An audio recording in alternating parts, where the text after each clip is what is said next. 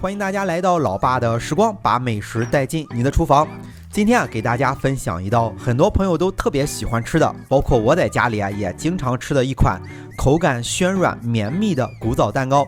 这款蛋糕做起来挺简单的，但是烤起来有点难，所以这期视频也是附上了不同烤箱的做法，让大家都能做出这种短短的古早蛋糕。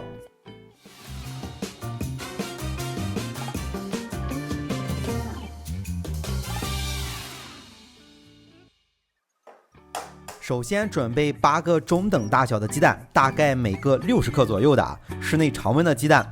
首先把蛋黄和蛋白分开，放蛋白的碗要干净。这一步很简单，分好之后咱们再准备个小奶锅，加入120克的玉米油，开小火加热。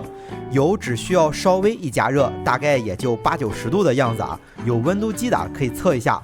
没有温度计可以用手靠近，只要是微微热，大概就是80-90度了。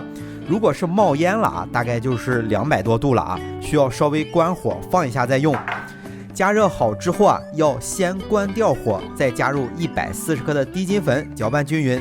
把面粉烫一下，可以让烤出来的蛋糕有一种松软绵密的口感能更好的锁住水分。搅拌均匀之后就再加入120克的凉牛奶。这样再搅拌一下就不烫手了，之后就把这份材料和刚才的蛋黄混在一起，搅拌均匀就可以了。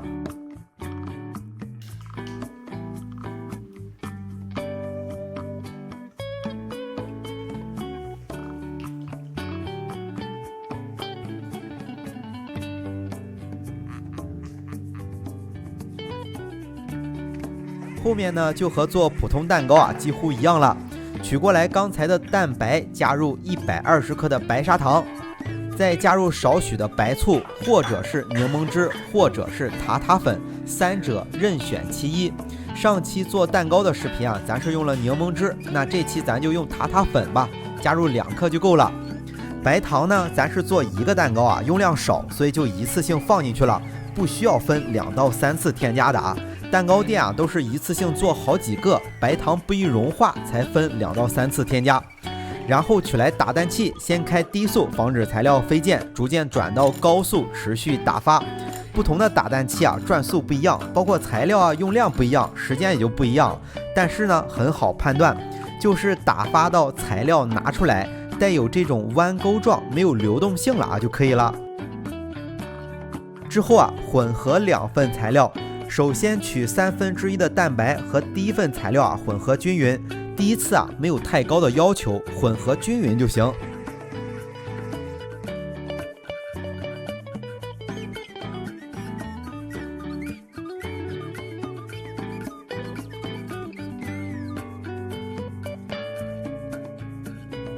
混合好之后，就把2份材料都混在一起。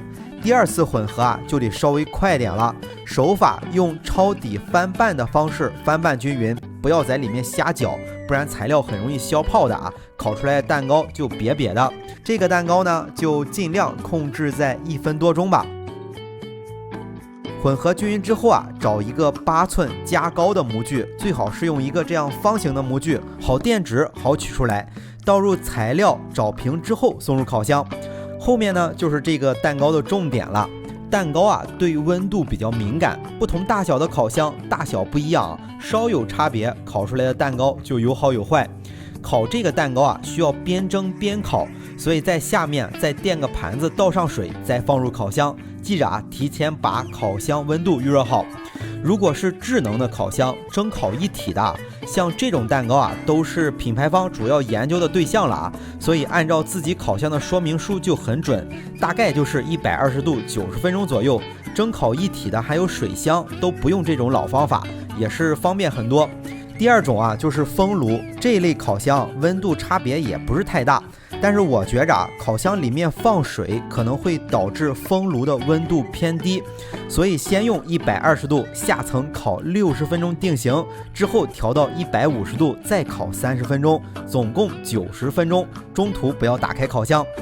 第3呢就是平炉，上下有加热管的那种，这种烤箱温差就比较大了，因为越小的烤箱食物离加热管会越近，会导致实际温度更高。